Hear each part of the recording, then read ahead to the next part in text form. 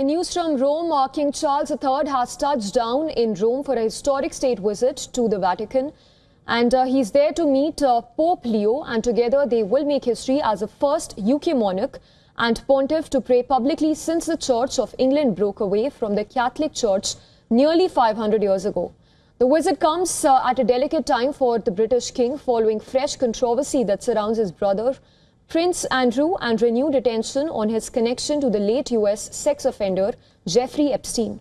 After landing at Rome's Ciampino military airport, the King and Queen Camilla were greeted by Vatican officials before they headed to the meeting with Pope Leo, their first since his election in May following the death of Pope Francis.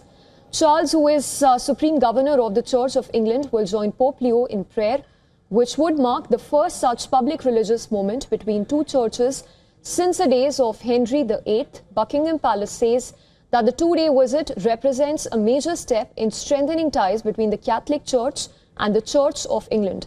The royal couple will also take part in a service at the Basilica of St. Paul outside the walls in Rome, and the king will formally be made a royal confrater of the abbey adjoining the basilica, a symbolic gesture that Buckingham Palace describes as recognizing a spiritual communion between the two faiths.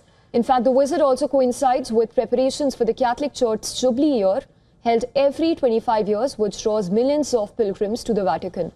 While the timing is challenging for the king, as just a day before his arrival, a posthumous memoir of Virginia Giuffre was released, alleging that she was trafficked by Epstein and forced to have sex with Prince Andrew on 3 occasions, twice when she was just 17 years old. Following the renewed attention, Andrew has announced that he would give up his title as Duke of York. Reportedly under pressure from his brother, he had already stepped back from royal duties back in 2019. King Charles and Queen Camilla last met privately with Pope Francis in April. That is just days before the pontiff's death during a state visit to Italy.